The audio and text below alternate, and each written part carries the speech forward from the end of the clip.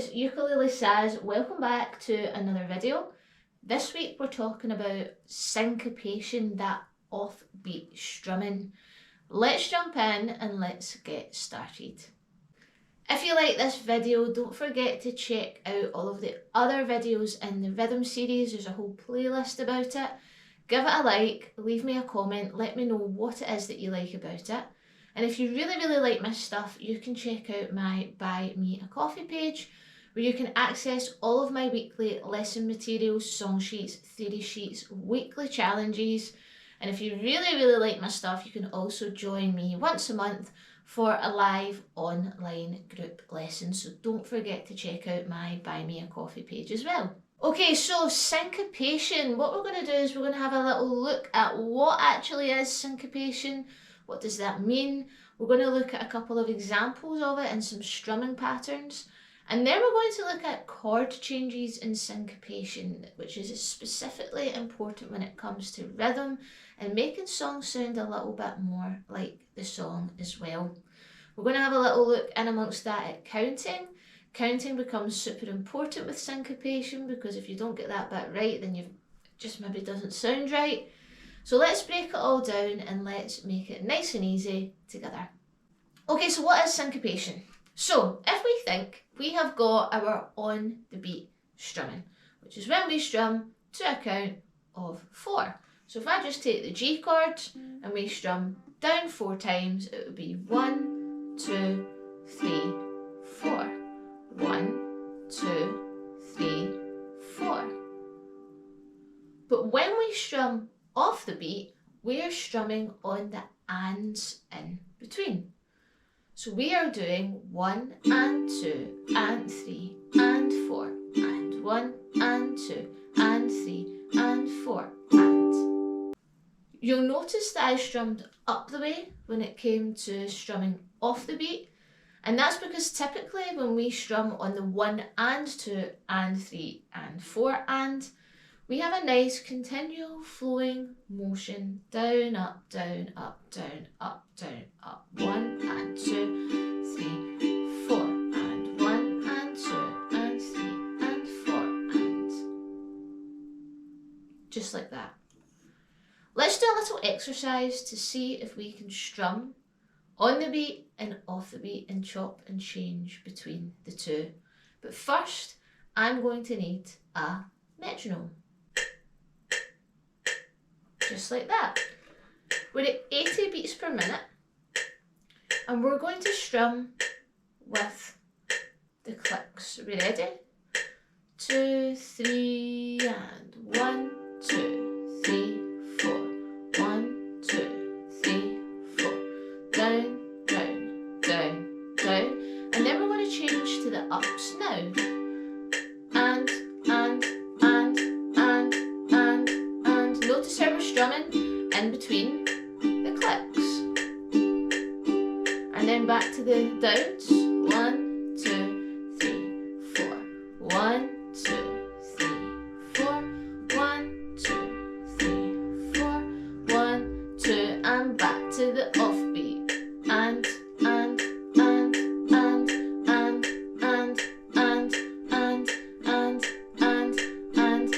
And then we're going to finish on the down strums again. And 1, 2, 3, 4. Last 1, 2, 3, 4. Did you notice that when we strum off the beat, it feels a little bit jerky, a little bit jolty? I move a lot when I teach, I use actions a lot when I teach. Maybe I'm just a visual person, I like to do things, to feel things. But when we're strumming off the beat, it feels like you're being jerked around slightly. So I always like to use that as an example to help you really feel what that syncopated rhythm feels like. Let's take a little look now at a couple of easy strumming examples. So let's look at this strumming pattern here. The strumming pattern that we have is down, up, up, up, up. So we're strumming 1 and 2 and, down, up, up. And if I tap 1, 2, 3, 4, it's down, up, up, up, down, up, up, up. just do that on our G chord. 1, 2, 3, and down, up, down, up, up, down, up, down, up, up, 1 and 2, and 1 and 2, and 1 and 2, and 1 and 2, and last time, down, up, up. For these examples, try and count along the 1 and 2s or the downs and ups, or even better, a combination of the two, just to really ingrain that inner metronome in here. Our second example is 1 and 4, and down, up, down, down, up, down, up. Okay, are we ready? 1, 2, 3, and down, up, down, up, down, up, down, up, down, up, down, up, down, up, down, down, up.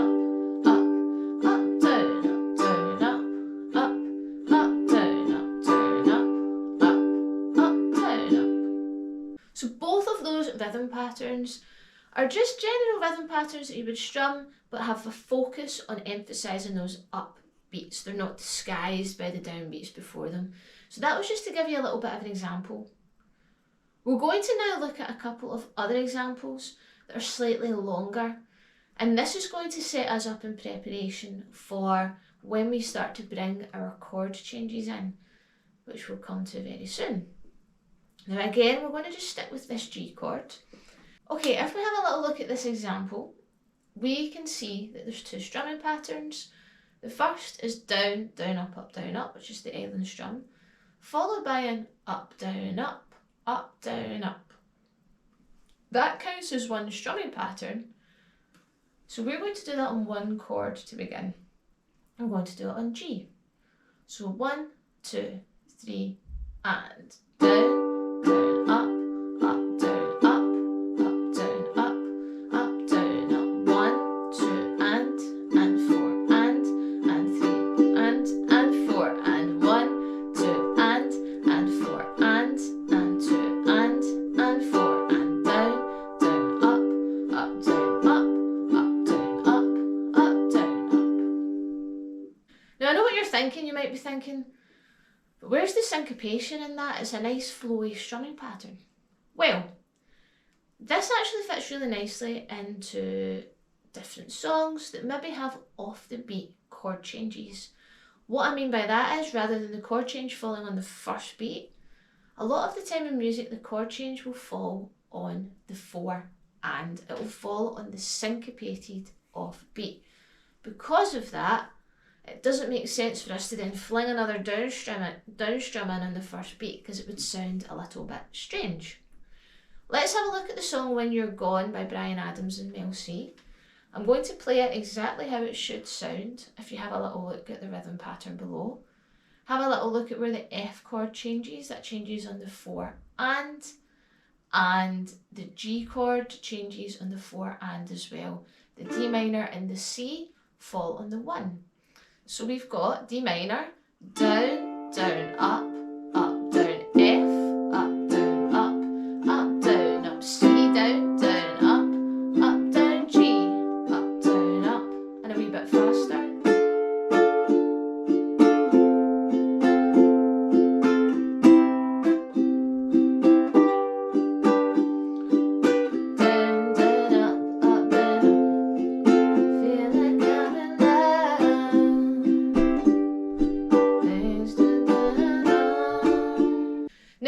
Play this one with just everything changing on the first beat of the bar, you'll notice that it sounds a little bit different. I also won't do the up, down, up for the second part of the rhythm. It would just be down, down, up the whole time. So it would be D minor, down, down, up, down, up, F, down, up, down.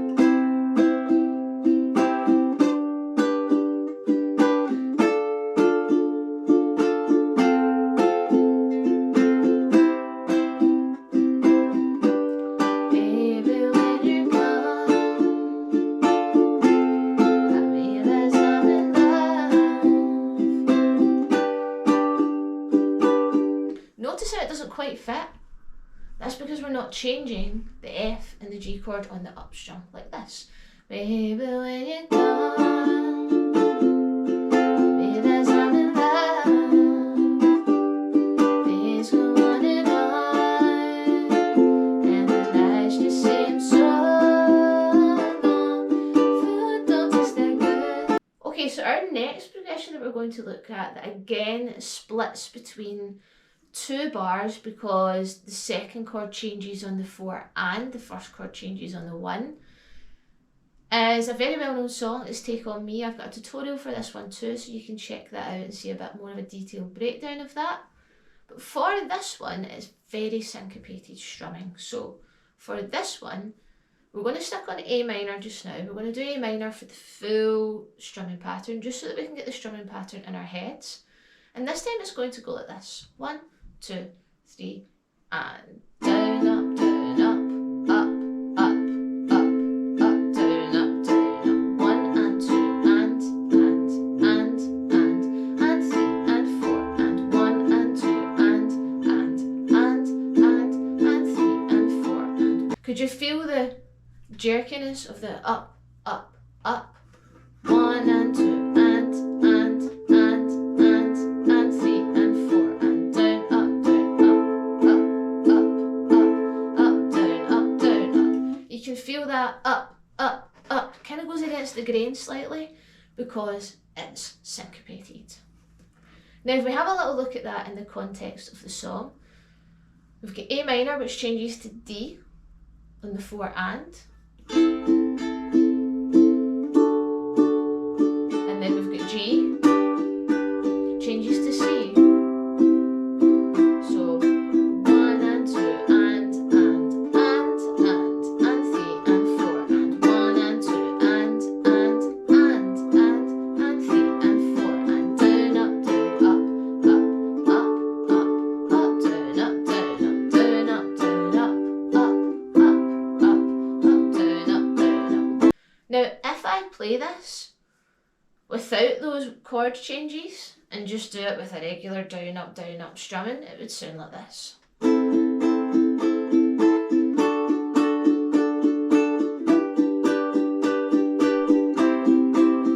Which could really be anything.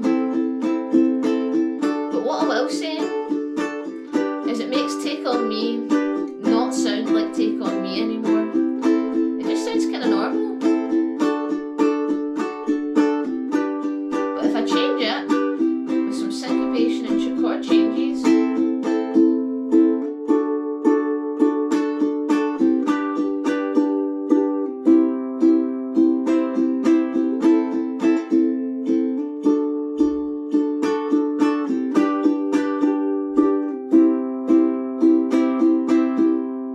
hear the difference straight away.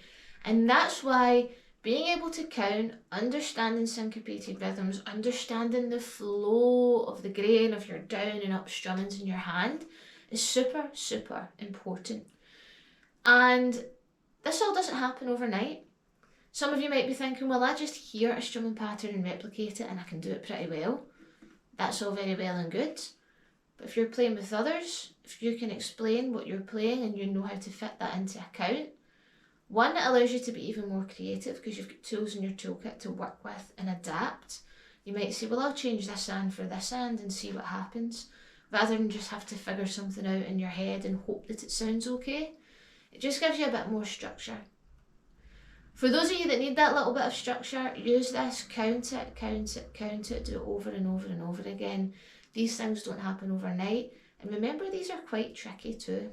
If you enjoyed both of those rhythm patterns, then you can check out on my BuyMeCoffee page. There's actually another couple of examples on there of songs that also use syncopated rhythms, all of which are tutorials that I have done before. Maybe you can go back and check some of my previous lessons and see if you can spot some syncopated rhythms, get curious, see if you can notice when chord changes fall off the beat, they fall in the 4 and, because more songs do that than what you would realise. Sometimes we don't even realise either, but we're actually strumming correctly because we can feel where the chord change is. This just allows you to be a little bit more accurate. When I do this in a group, I noticed that everyone's idea of when a chord change is just slightly different. So often when you practice it, if we're doing that offbeat strum will kind of go do, because you can hear everyone doing it over a second. Everyone's doing it at what they think is right. And that's why the counting and the timing is so important, because when you're all listening to the same metronome, the same beat, you're all tuned into the same beat. Yes, it might take some practice, but at least eventually you're all going to change at the right time and it's going to sound so tight. Okay, to summarise, syncopation is off the beat. So when we are emphasising the and rather than the numbers, sometimes melodies will fall off the beat, but often rhythm patterns will fall off the beat as well. And even more often, chord changes will fall off the beat in amongst that rhythm pattern. So it's really important to know and understand what that means, to practice it, tune into your count of 4, and tune in to exactly when those chord changes occur and fall. This is when strumming by feel only gets you so far. When you can make sense of when that chord change actually happens, it's going to make you a much more accurate player. And if you're strumming in a group, it's going to make you guys sound so much tighter and help make songs sound even more like the actual songs. Don't forget to check out the rest of my rhythm series, all there to help you become a much more confident strummer in your ukulele playing. And don't forget to check out my Buy Me a Coffee for all of the lesson materials that go along with all of these lessons. I do post every single week, so check that out too. Thank you so much for watching, and I will see you the next time.